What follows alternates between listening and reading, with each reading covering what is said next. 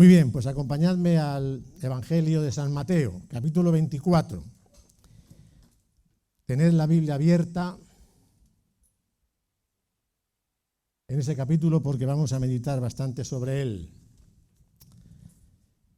Pero antes, pues decir unas breves palabras de introducción, que como creo que con todos vosotros, pues esta pandemia nos ha enseñado muchas cosas. Y ha sido un tiempo también de despertar espiritual, porque de alguna manera todo esto nos ha llevado, yo creo que nos ha llevado un poco a pensar. Hemos oído bastante y hemos pensado bastante en que el tiempo de la venida del Señor está cerca. Creo que no soy el único, creo que más de uno os habrá pasado. Y este verano, pues a mí me ha dado por ponerme a investigar un poco más sobre todos los eventos, señales, cosas que tienen que pasar en este tiempo. Me propuse cuestionar todo lo que sabía, todo lo que conocía, y poner el contador a cero, para que de alguna manera pues todo lo que leyera pues fuera fresco y me ayudase a ver las cosas desde esta perspectiva, de una perspectiva quizás diferente a la que conocía. Al igual que a los discípulos, como vemos ahí en ese capítulo, pues todos tenemos inquietudes acerca de estos tiempos. No somos los únicos. La Iglesia siempre, desde el principio, siempre ha estado esperando el regreso del Señor. Y por lo tanto, pues los eventos que ocurren en cada etapa siempre van añadiendo alguna anécdota más, alguna circunstancia más que nos va poniendo en situación. Creo que somos una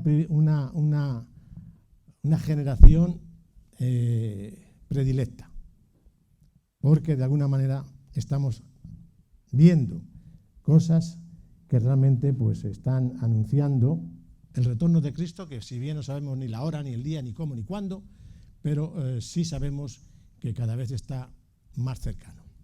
Así que vamos a ver un poco en este texto, en este capítulo, las cosas que Jesús estuvo compartiendo con sus discípulos. Esto tiene el lugar, vamos a ponernos un poco en el marco histórico y geográfico, como nuestro hermano Andrés nos está compartiendo en estos días en los estudios bíblicos, que nos viene bastante bien. Vamos a situarnos un poco en el momento. Cuando Jesús comparte todo esto con sus discípulos, es el martes de nuestra Semana Santa. Previamente a eso, Jesús ha entrado en Jerusalén. Juan es el único evangelista que nos narra acerca de las 4 Pascuas que Jesús celebró. 4 Pascuas públicas que de alguna manera quedan reflejadas. Jesús asistió a todas las Pascuas, porque como varón tenía que asistir al templo en las 3 grandes fiestas, que eran la Pascua, Pentecostés y Tabernáculos. Pero digamos que estas Pascuas ya tenían otro sentido, otro significado. Y el Evangelio de San Juan nos narra la primera vez que Jesús acude a Jerusalén y que con esto, bajo mi punto de vista, está dando comienzo a su ministerio público. Jesús, una vez que había sido bautizado, se bautizó en el río Jordán y probablemente se tuvo que bautizar donde Juan estaba bautizando, que era por el norte del río Jordán, cerca de su nacimiento, allí por el mar de Galilea. Y después parece ser, posiblemente, tenía un compromiso familiar que tenía que ir a las bodas de Caná. Entonces, desde el lugar donde había sido bautizado, allí entabló contacto con los primeros discípulos y fue a Caná. Allí celebró lo que vemos en el capítulo 2 del Evangelio de San Juan acerca de las bodas de Caná. Y allí se produce el primer milagro, pero nadie se entera, prácticamente nadie se entera, porque lo único que ocurre es que cuando van a Jesús, ya lo sabéis, Jesús les dice llenad las tinajas de agua y presentarlas al maestresala. Y sin saber cómo ni por qué, el agua se había convertido en vino. Pero nadie sabe los motivos y las razones y lo que pasó. Pero a continuación, Juan nos dice en el capítulo 2, no hace falta que lo leáis, pero sí os lo voy a leer, y para que luego lo meditéis tranquilamente. Dice, estaba cerca la Pascua de los judíos y subió a Jerusalén. Y Jesús fue a Jerusalén a celebrar la Pascua como era tradicional. Y Juan nos dice que cuando llegó allí vio todo el mercadillo que allí había, con el cual ya estaba acostumbrado, no era la primera vez que lo estaba viendo. Seguramente lo había visto todos los días de Pascua que había bajado a celebrarlo. Desde que cumplió los 12 años, que ya pasó a estar bajo, digamos, la tutela de José. Es decir, a partir ya de los 12 años, Jesús ya podía juntarse con los varones en la sinagoga y ya dejaba de estar en el atrio de las mujeres, bajo la tutela de su madre, de María. O sea, Jesús estaba acostumbrado ya a ver lo que estaba allí. Así que allí no se le ocurrió otra cosa nada más que poner todo patas arriba. Bien, los evangelios sinópticos, que ya sabéis también lo que significa sinópticos, ¿verdad? Ya lo tenéis claro. Es decir, los evangelios de Mateo, Marcos y Lucas sitúan otro escenario similar al final del ministerio de Jesús, en la última Pascua. Y esto nos ha mantenido, quizás, yo no sé a vosotros, pero a mí durante un tiempo me mantuvo confuso porque no sabía muy bien cómo encajar esto, cómo es que Juan lo ponía al principio del ministerio y cómo lógicamente luego después en nuestra Biblia las referencias siempre sitúan todo este evento al final de la última Pascua, que es cuando estamos en estos momentos en el capítulo 24. Entonces llegas a la conclusión de que Jesús hizo esto 2 veces, no una sola vez, como estamos acostumbrados a oírlo. Lo hizo 2 veces, al principio de su ministerio y al final de su ministerio. Pero esto da para otra predicación, así que lo dejamos ahí solamente para que lo tengamos en cuenta y para vuestra investigación y para que podáis comprobar cómo Juan narra los eventos aquí y cómo Mateo, Lucas y Marcos los narra en sus capítulos correspondientes. Bien, la razón es porque Juan toca o habla algo que los evangelios sinópticos no hablan. Los evangelios sinópticos todos comienzan con el ministerio de Jesús en Galilea. Juan es el único que nos narra un par de cosas que ocurrieron en Jerusalén, que ocurrieron en Judea. Los estudiosos de la Biblia pues dicen que Jesús estuvo allí aproximadamente unos 8 meses en Judea. Estuvo en Jerusalén unos 8 meses antes de subir a Galilea. Por eso luego tenemos ahí ese encuentro con Nicodemo, que es el único que tenemos, pero luego dice cuando fue a Galilea le fue necesario pasar por Samaria y tiene el encuentro con la mujer samaritana. Pero ahí hay 8 meses que Jesús estuvo en Jerusalén, que Jesús estuvo en Judea, probablemente tratando de poner un poco en orden todo el desorden que había allí. Pero como no lo consiguió, pues se largó para Galilea. Y cuando ya nos centramos ahora en este momento, en el Evangelio de San Mateo, en el capítulo 24, cuando Jesús entra a Jerusalén, pues nuevamente, a continuación de esto, Jesús vuelve a hacer otra vez lo mismo, a poner todo patas arriba. Ahí hay una cosita también que podéis ver cuando leáis los Evangelios de Mateo, de Marcos y de Lucas, os vais a dar cuenta de que Mateo y Lucas parece que lo sitúan el mismo día que Jesús entra a Jerusalén, mientras que Marcos dice al día siguiente, el lunes, es decir, probablemente, y luego por los eventos que a continuación escriben Mateo y Lucas, probablemente Jesús entró en Jerusalén y no hizo más nada, sanó a unos cuantos enfermos, a unos cuantos paralíticos y no hizo más nada, pero el lunes probablemente fue cuando Jesús hizo esto, de poner todo patas arriba. Y el martes vuelve otra vez a bajar a Jerusalén. Los evangelios nos dejan ver qué cosa ocurrió cada día, menos el miércoles. El miércoles no se sabe muy bien, no hay constancia de qué pudo ocurrir el miércoles, pero el martes es cuando ocurre todo esto. El martes parece ser que los discípulos, después del trauma que sufrieron, pues no se le ocurre otra cosa nada más que, bajan al templo, comienza el texto, cuando Jesús salió del templo y se iba, se acercaron sus discípulos para mostrarle los edificios del templo. probablemente a lo mejor después de todo el desaguisado que se había armado allí, pues los discípulos quisieron apaciguar un poco, digo yo, la ira de Jesús y empezó a enseñar todos los edificios que había en el templo. El templo de Herodes era majestuoso, era grande, era hermoso. Herodes, con tal de reconciliarse con los judíos, hizo un templo grande que en algunos casos superaba al templo de Salomón, lo superaba. La gran diferencia es que en el templo de Salomón estaba el arca del pacto y en el templo de Herodes no estaba el arca del pacto, no había arca. Entonces, probablemente por lo que se lee en el libro de Hebreos, probablemente lo que los sacerdotes hicieron es que al altar del incienso que estaba antes delante del velo, lo pusieron detrás del velo, para que tuviese allí algo y para que tuviese allí algo de adoración. Probablemente, lo digo esto, por cómo el libro de Hebreos dice que estaba distribuido los elementos en el lugar santo y en el lugar santísimo, probablemente. Entonces, cuando los discípulos están enseñándole a Jesús todo esto, pues Jesús les echa un jarro de agua fría y les dice, versículo 2, ¿veis todo esto? De cierto os digo que no quedará aquí piedra sobre piedra que no sea derribada. Los dejó sin palabras y se fueron al monte de los olivos, que hay un buen camino.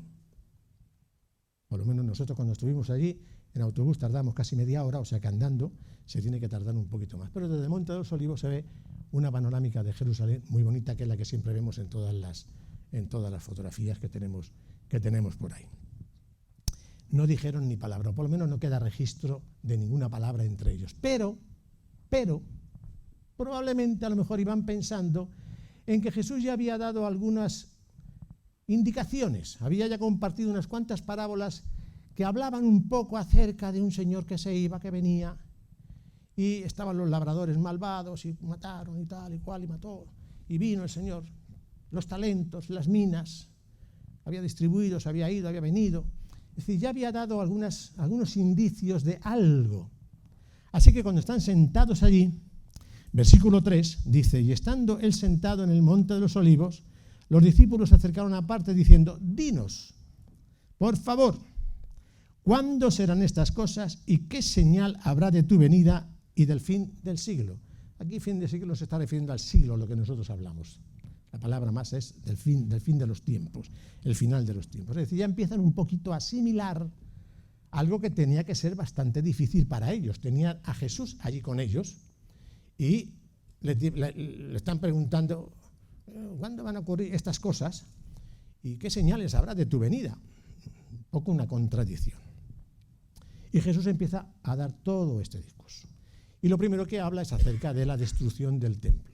Esto es de vital importancia, de gran importancia. Jesús no empieza por aquí por casualidad.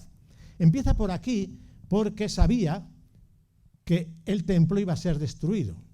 Y era de vital importancia que los discípulos que estaban con él pudiesen ver que sus palabras se cumplían durante su vida.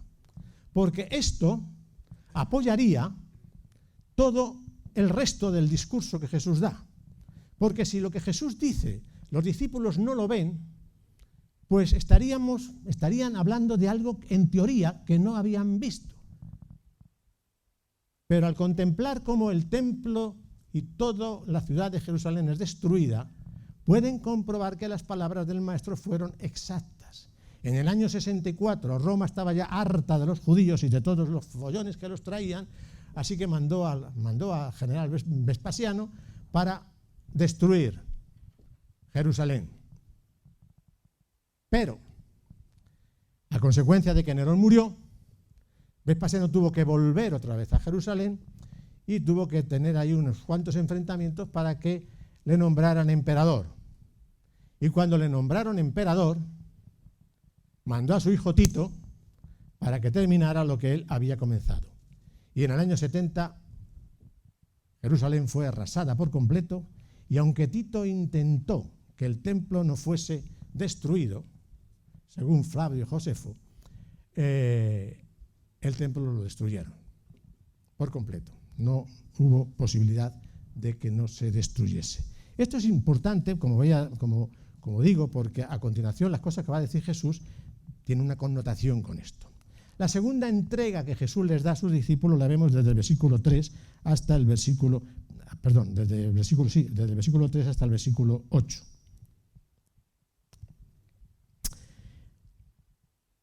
Del versículo 4. Respondiendo Jesús les dijo, mirad, lo primero que le dice, que nadie os engañe, porque vendrán muchos en mi nombre diciendo, yo soy el Cristo, y a muchos engañarán. Y oiréis de guerras y rumores de guerras. Mirad, que no os turbéis, porque es necesario que todo esto acontezca, pero aún no es el fin, porque se levantará nación contra nación y reino contra reino, y habrá pestes y hambres y terremotos en diferentes lugares. Todo esto será principio de dolores. Mirad que nadie os engañe. Jesús no habló acerca del anticristo para nada. En todo este mensaje no vais a ver nada, ninguna referencia de Jesús al anticristo.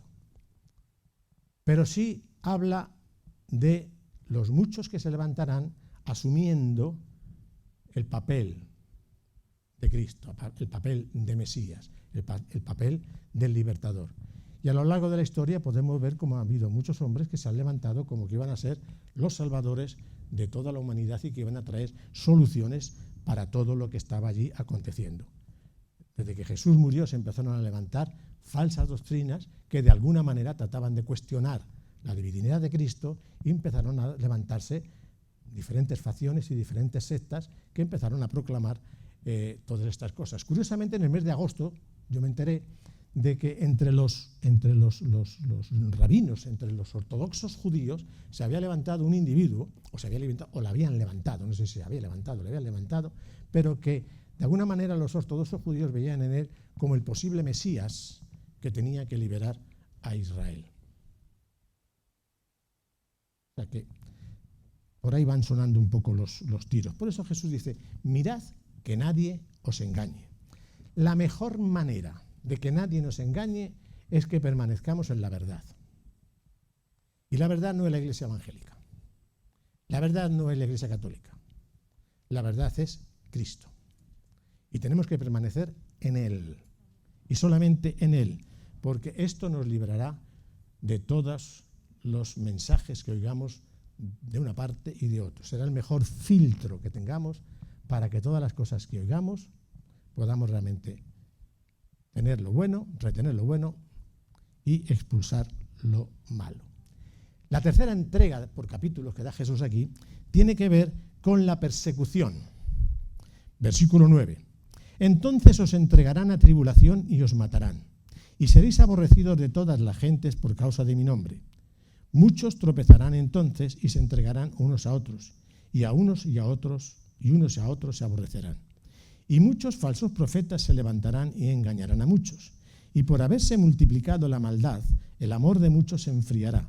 Mas el que persevere hasta el fin, éste será salvo. Y será predicado este evangelio del reino en todo el mundo, para testimonio a todas las naciones, y entonces vendrá el fin.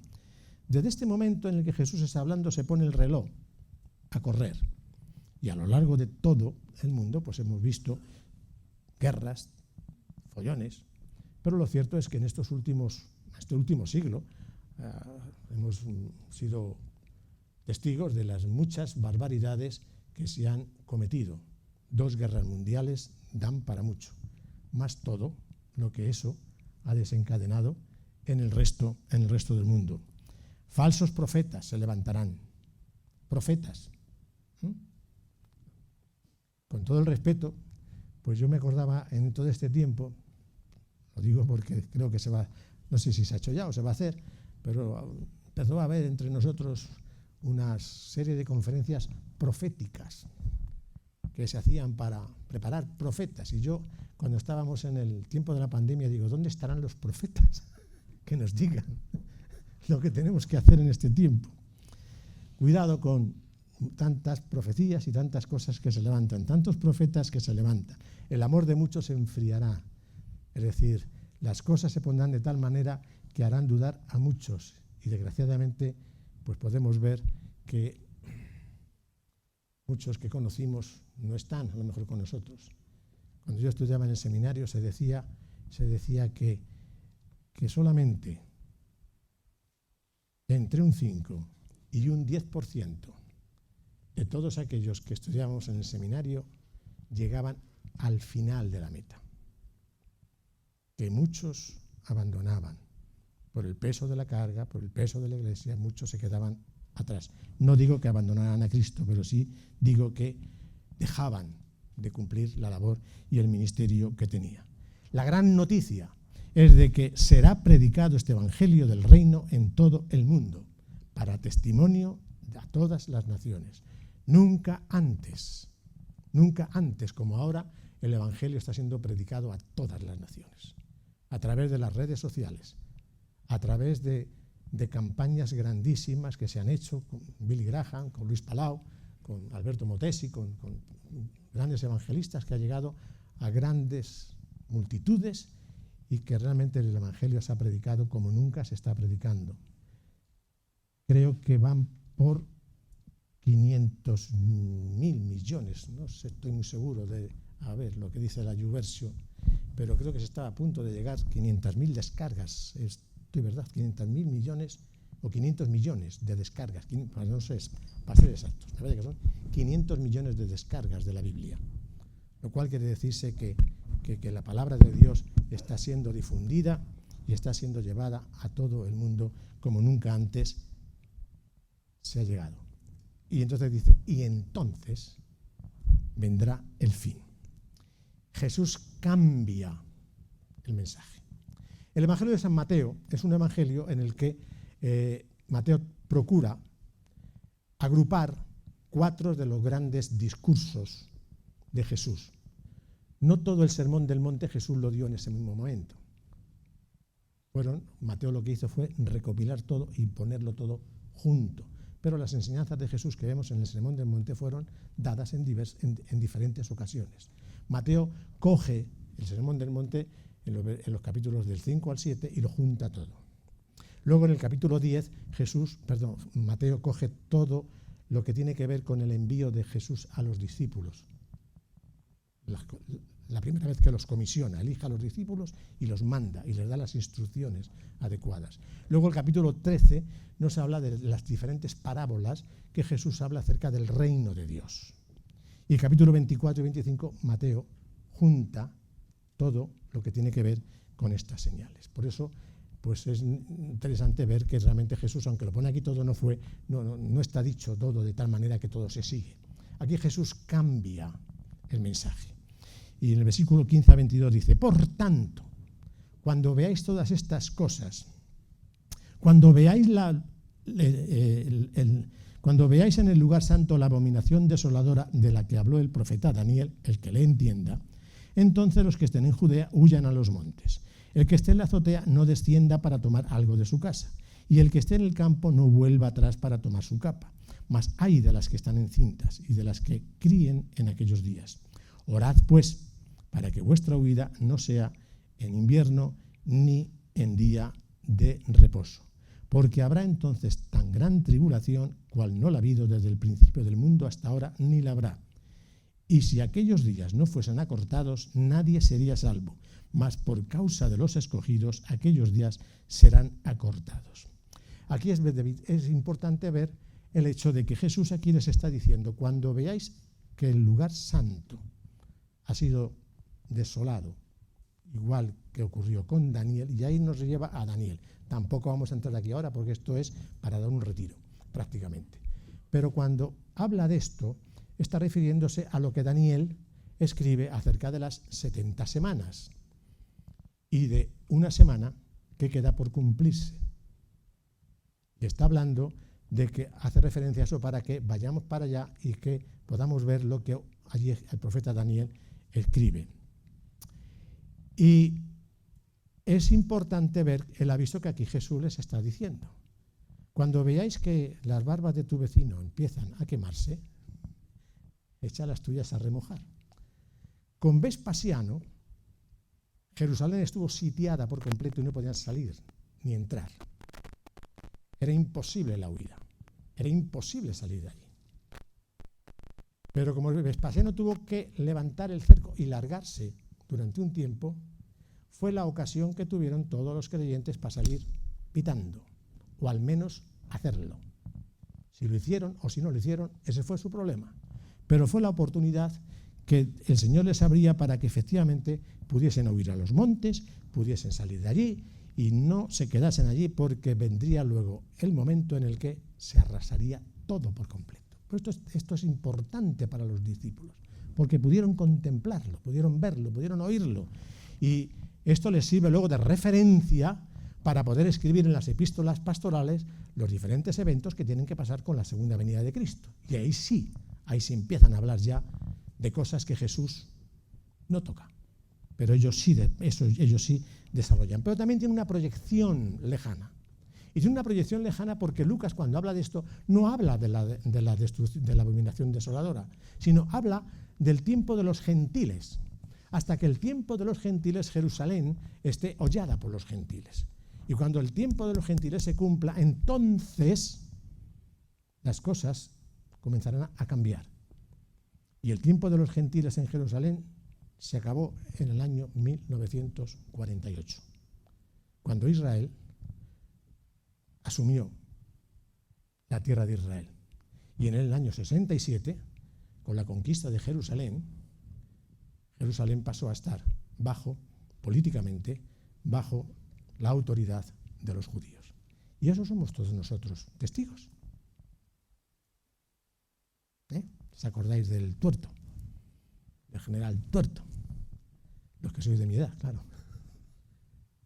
General Dayan. Entró en Jerusalén y en 6 días conquistaron la ciudad.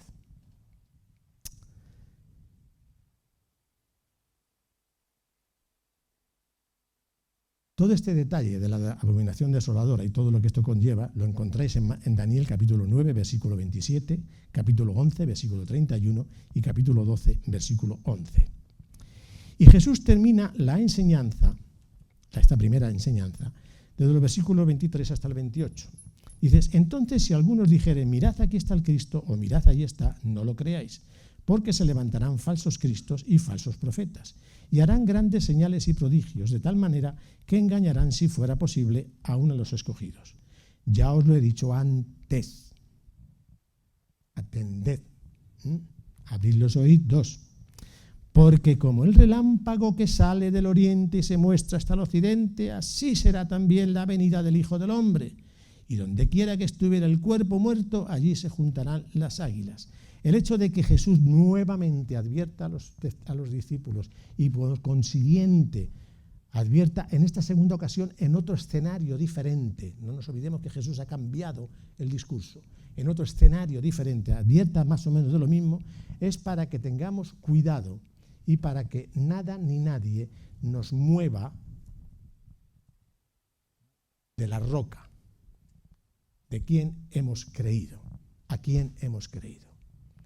Y todo lo filtremos a través de la palabra de Dios y a través de la oración y de nuestra relación con el Señor. Y podamos entender y podamos ver aquellas cosas que oímos y que leemos, que vemos y que ahora son muchas. O sea, hace falta que os metáis en YouTube y empecéis a poner cosas de anticristo y cosas, y os salen predicaciones de todo tipo. Así que cuidadito con lo que leemos, cuidadito con lo que escuchamos y no nos quedemos con la primera impresión.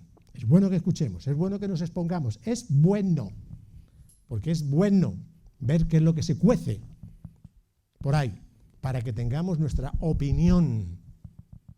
Y nuestra opinión no tiene que estar basada en lo que oigamos de uno o de otro.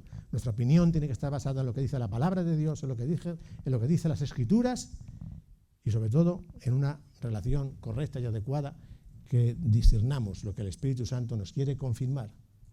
Que no vamos a conocer todo, pero que al menos lo que conozcamos y lo que sepamos estemos seguros, y no es que digamos que por la tradición que tenemos evangélica pensamos de esta manera y ya pueden venir rayos y centellas que a mí no me mueve nadie de lo que me enseñaron cuando recién convertido estaba. No.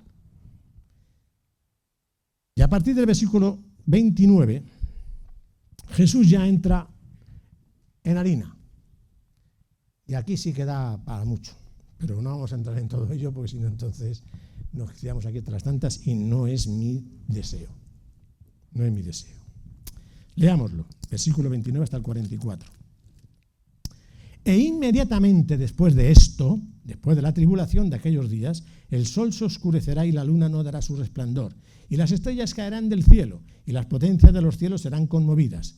Entonces aparecerá la señal del Hijo del Hombre en el cielo, y entonces lamentarán todas las tribus de la tierra, y verán al Hijo del Hombre viniendo sobre las nubes del cielo con gran poder y gloria. Y enviará a sus ángeles con gran voz de trompeta, y juntarán a sus escogidos de los cuatro vientos, desde un extremo del cielo hasta el otro. De la higuera aprended la parábola. Cuando ya su rama está tierna y brotan las hojas, sabéis que el verano está cerca. Así también vosotros, cuando veáis todas estas cosas, conoced que está cerca a las puertas. De cierto os digo que no pasará esta generación hasta que todo esto acontezca. El cielo y la tierra pasarán, pero mis palabras no pasarán. Pero el día y la hora nadie sabe, ni aun los ángeles de los cielos, sino solo mi Padre. Mas como en los días de Noé, así será la venida del Hijo del Hombre. Porque como en los días antes del diluvio estaban comiendo y bebiendo, casándose y dándose en casamiento, hasta el día en que Noé entró en el arca y no entendieron hasta que vino el diluvio y se los llevó a todos. Así será también la venida del Hijo del Hombre. Entonces estarán dos en el campo, el uno será tomado y el otro será dejado. Dos mujeres estarán moliendo en un molino, la una será tomada y la otra será dejada. Velad, pues, porque no sabéis a qué hora ha de venir vuestro Señor. Pero sabed esto, que si el padre de familia supiese a qué hora el ladrón había de venir, velaría y no dejaría minar su casa. Por tanto también, vosotros estad preparados, porque el Hijo del Hombre vendrá a la hora que no pensáis. Personalmente pienso que hay tres indicios en estos momentos que nos sitúan en el final de los tiempos. El primero tiene que ver con lo que Daniel desarrolla en el capítulo 12, versículo 24. Desde el principio del siglo pasado, dice, o sea, ahí dice de que todas estas palabras, hasta el tiempo del fin, y en el tiempo del fin la ciencia aumentará mucho. Desde el siglo pasado hemos pasado, la ciencia ha cambiado tanto, ha hecho tantos inventos y tantas historias, que hemos pasado prácticamente del transporte en burro a el transporte en unas máquinas que vuelan por todos los sitios. Durante 2600 años, todo lo que Daniel había recibido, dice que queda cerrado hasta el tiempo del fin. ¿Por qué? Porque en ese tiempo era imposible que Daniel pudiese entender todo lo que iba a pasar en lo que estamos viviendo nosotros. Si nos cuesta a nosotros entenderlo, ¿cuánto más le tendría que costar a Daniel poderlo más o menos asimilar? Así que, por lo tanto, nunca como antes la ciencia ha avanzado. A mí me da pena el ver a nuestros políticos y ver a tanta gente, tantos tertulianos, que sin menoscabar todo lo que la ciencia ha conseguido, no hace nada más que dar gloria a los científicos, a los virólogos, a los vulcanólogos y a todos los ólogos que se están sacando de la manga. Nadie es capaz de decir gracias a Dios por la ciencia que Dios nos ha dado, por los científicos que están trabajando. Nadie da la gloria a Dios. Nadie eleva una acción de gracia a Dios. Ahora, eso sí, han salido un montón de personas desconocidas por completo que están dando constantemente un anuncio hoy y mañana otro también. Gracias a Dios por la ciencia. Gracias a Dios que está permitiendo al hombre descubrir cosas. El hombre jamás va a descubrir nada que Dios no le permita descubrir. Lo digo con alta voz y con claridad. El hombre por sí solo jamás podrá descubrir nada que Dios no le permita descubrir. El segundo indicio es Israel, porque si todas las profecías dicen que van a atacar a Israel, es necesario que Israel esté situado en un lugar geográfico. A los judíos los han perseguido durante siglos, pero estaban desperdigados, pero ahora están localizados en un sitio.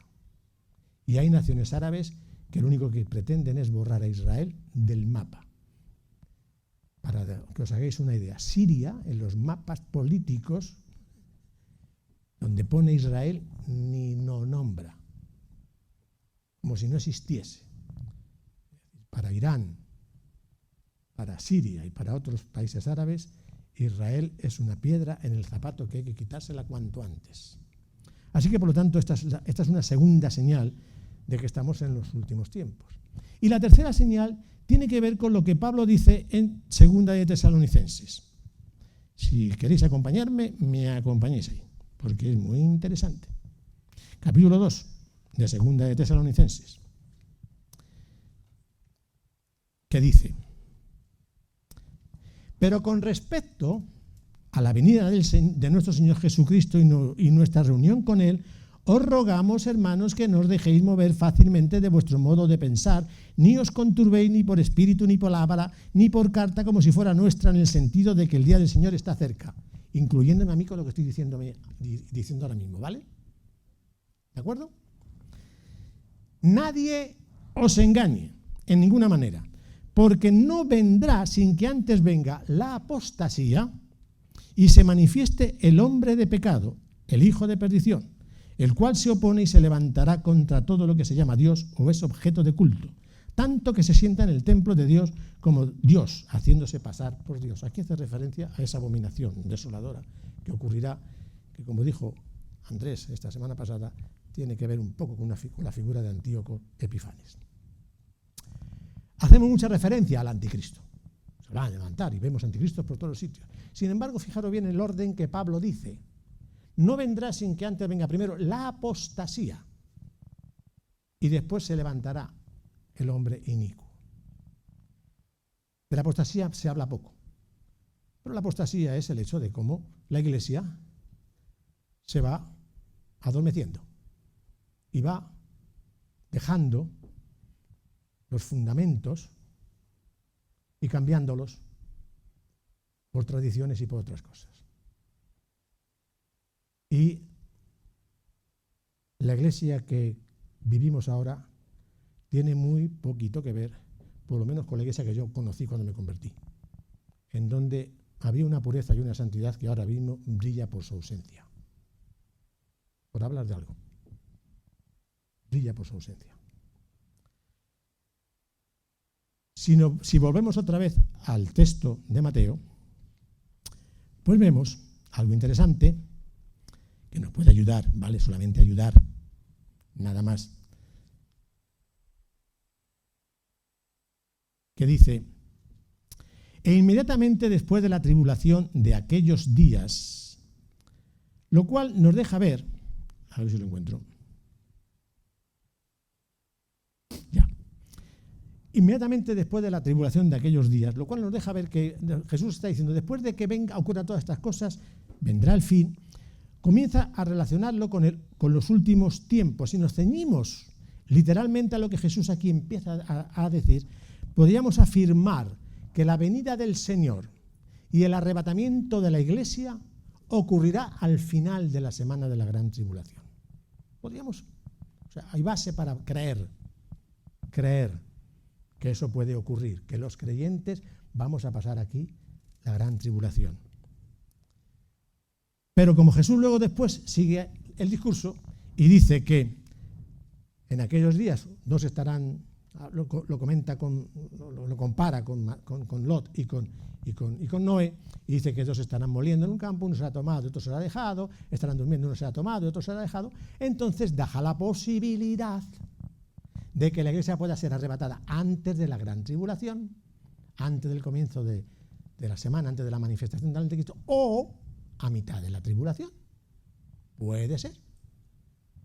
Por lo tanto, los tres pensamientos que hay en la Iglesia tienen su base bíblica. Esto no es que es el principio, ¿vale? O sea, se puede indagar un poquito más, pero es un poco el principio de que hay esas tres posibilidades. Tradicionalmente la Iglesia ha estado enseñando, o yo por lo menos así fui enseñado, en que la muerte y la resurrección de Jesús y la ascensión tienen lugar. El nacimiento de la Iglesia con la venida del Espíritu Santo en Pentecostés inicia un periodo de la Iglesia hasta que se inicia la semana de la gran tribulación, la semana de Daniel, que tiene que cumplirse. De la misma manera que se han cumplido los años de los 69 semanas, se tiene que cumplir esa semana.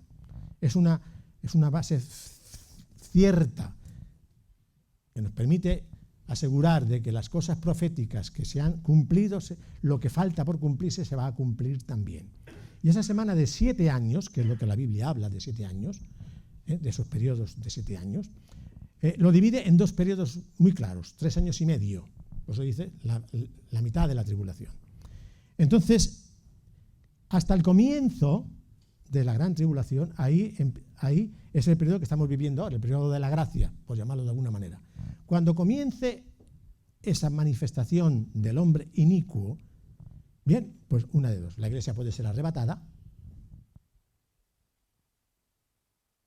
punto, o también los creyentes podemos estar viendo la manifestación del anticristo, que los 3 primeros años y medio serán tiempos de bonanza, no serán tiempos dramáticos.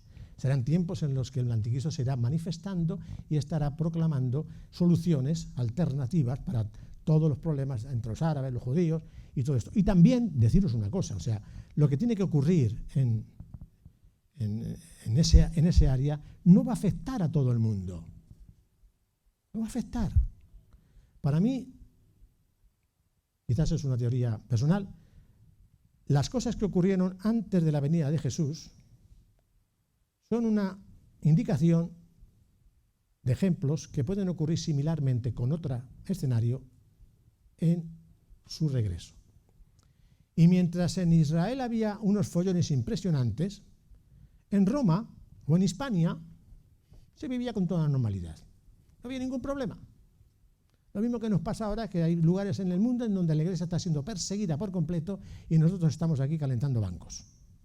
Están tranquilos, sin problemas de ningún tipo. O sea, quiero decir que todas las señales y todas las cosas que tienen que ver no van a ocurrir a nivel mundial, sino van a ocurrir en un sitio muy concreto. Y ese sitio gira todo alrededor de Jerusalén. Todo gira alrededor de Jerusalén. Y por lo tanto, pues quiere decirse que cuando este hombre impío empieza a traer soluciones para todos los problemas que hay entre los árabes e israelíes y todo lo que se manifiesta y todo lo que hay ahí, pues entonces probablemente la iglesia puede estar aquí contemplando esto. Pero los siguientes 3 años y medio, ahí sí que va a ser de persecución y ahí sí que va a ser de manifestación fuerte del hombre de pecado. Y ahí probablemente, pues todo eso que falta por cumplirse en Jerusalén y en ese posible templo que se pueda construir, que yo no creo que se vaya a construir, pero se piensa que se va a construir, pues se manifieste todo lo que se tiene que manifestar. Pero como digo, esto da casi para compartirlo en un retiro. Pero tradicionalmente se ha compartido esto. Y en la tercera fase es de que la iglesia será arrebatada al final de la semana de la gran tribulación, o sea que la iglesia sufrirá también los 3 años y medio duros, difíciles de contemplar.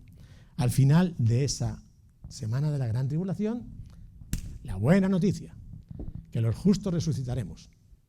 Aleluya. La bestia y el falso profeta serán echados al lago de fuego. Y el dragón será encadenado por 1000 años. Y reinaremos con Cristo por 1000 años en esta tierra. Algunos dicen que eso es un cuento de hadas. Yo no lo creo. Y eso me da esperanza para pensar que los lugares que no puedo visitar ahora los voy a poder visitar después. Y voy a disfrutar de todos ellos. Porque 1000 años dan para mucho. ¿Cómo será esa vida entre todos los que vengamos con un cuerpo glorificado y los que estén aquí con un cuerpo terrenal? No lo sé. Pero yo creo lo que me dicen las Escrituras. Al final de esos 1000 años, el dragón será suelto y convencerá a todas las naciones para pelear contra Israel. Porque entonces Jesús será el rey de Israel. Jesús hasta ahora es el profeta y el sumo sacerdote, pero falta todavía que se convierta en el rey de Israel y que se cumplan las profecías. Entonces él será el rey de Israel. De Jerusalén partirán todas las leyes y las ordenanzas para poder vivir durante esos 1000 años en paz. ¿Te puedes imaginar 1000 años en esta tierra en paz? Solamente el príncipe de paz será capaz de hacer eso. Y al final de esos 1000 años, el dragón será suelto, Satanás será suelto, se reunirá con todos para pelear en esa batalla que será la madre de las batallas, Armagedón, y ahí será destruido. el dragón será echado otra vez, será echado al lago de fuego con sus ángeles, con el falso profeta y con la bestia. Y entonces resucitarán el resto de personajes y se abrirán los dos libros. Y todos los que estemos inscritos en el libro de la vida estaremos con el Señor. Ya habremos estado disfrutando, pero ya eternamente estaremos con el Señor. Y los que no están inscritos en el libro de la vida serán echados al lago de fuego. Se creará un cielo nuevo y una tierra nueva. Eso es lo que tradicionalmente hemos escuchado. Y yo creo que está bien, o sea, está bien cogido, aunque sean solamente los estudios y las investigaciones humanas, pero encaja perfectamente. Lo que hay que trabajar un poco es los escenarios en diferentes ocasiones, los detalles, ¿vale? Digamos que esto es lo correcto. Así que desde el versículo 45 en adelante, Jesús nos dice una parábola que yo ya he predicado sobre ello y que tiene que ver con que dice, entonces, ¿quién es pues el siervo fiel y prudente al cual puso su señor sobre su casa para que les dé el alimento a tiempo? Bienaventurado aquel siervo al cual, cuando su señor venga, le haya haciendo así. De cierto os digo que sobre todos sus bienes le pondrá. Pero si aquel siervo malo dijera en su corazón, mi señor tarda en venir, y comenzara a golpear a sus consiervos, y aun a comer y a beber con los borrachos, vendrá el señor de aquel siervo en el día que no espera, y la hora que no sabe, y lo castigará duramente. Y pondrá su parte con los hipócritas, y allí será el lloro y el crujir de dientes. Que tengamos los ojos bien abiertos y seamos como el siervo diligente, que nos pille trabajando. El otro día estaba escuchando el testimonio que nos estaban contando, estábamos en Testimonio Cristiano Cada Hogar, y nos estaban contando del testimonio de hermanos que están trabajando en territorios muy hostiles, muy complicados, no voy a decir los nombres. Y él decía, yo lo que deseo es que cuando el Señor venga no me pille ni durmiendo en la cama, ni me pille sentado en mi silla y en mi escritorio, que me pille en el campo de trabajo, que me pille distribuyendo las escrituras, hablando a las personas de Cristo. Es decir, que todos tengamos la disposición, estar siempre con la mente puesta de que el Señor puede venir en el momento que menos nos podemos imaginar, que estemos con las maletas preparadas. Este puede ser el último día. No lo sabemos, pero este puede ser el último día. Que estemos preparados, que estemos con nuestro espíritu, con nuestra alma preparada para ser recibidos, para recibir al Señor de la gloria. Que no cometamos el error del otro siervo, que conociendo las cosas dijo, bueno, más o menos como me conozco un poco la película y como sé cómo va a ocurrir todo esto, yo voy a vivir un poquillo la vida, que la vida es muy agradable, que es muy bonita, que es muy hermosa, y voy a disfrutar de todo lo que hay aquí, y cuando llegue el momento un poquito antes me pongo, como los niños, cuando te vas de vacaciones y dices, que esté la casa limpia, que tenés todo ordenado, todo por manga por hombro, pero unas horas antes de que lleguen los padres, vamos a colocar todo en orden, para que aquí se parezca que todo ha estado así todos los días. Que no nos pasa así, porque cometeríamos dos errores de bulto como cometió este hombre. El primer error de bulto es que él pensó que no tendría que dar cuentas a su Señor. Y lo segundo que pensó es que tenía tiempo suficiente para poder enmendar todos sus errores. Mira, el dinero lo puedes administrar, lo puedes perder y lo puedes recuperar. El tiempo no. Y conforme vamos siendo más mayores, nos damos cuenta de que lo que menos tenemos es tiempo. Y ya el tiempo se nos está acabando y tenemos que administrarlo bien administrado. Así que termino con 1 de Tesalonicenses 5, del 1 al 4, que dice, pero acerca de los tiempos y de las ocasiones, no tenéis necesidad, hermanos, de que yo os escriba, porque vosotros sabéis perfectamente que el día del Señor vendrá así como ladrón en la noche, que cuando digan paz y seguridad, entonces vendrán sobre ellos destrucción repentina, como los dolores a la mujer embarazada, y no escaparán. Mas vosotros, queridos hermanos y hermanas de esta congregación de Jesús Vive en Aranjuez, no estáis en tinieblas, para que aquel día os sorprenda. Señor, te damos gracias en esta mañana, y mi único único deseo y mi único anhelo es que todo lo que he podido compartir con mis hermanos pueda ser para ellos de tremenda bendición y de inspiración, y sobre todo los anime a investigar y los anime a tratar de conocer en las Escrituras mucho más acerca de estas cosas que están ocurriendo en estos momentos, y que podamos estar de acuerdo a los tiempos que vivimos. Que la gracia de nuestro Señor Jesucristo y la bendición del Padre y el amor del Espíritu Santo esté con cada uno de vosotros. Amén.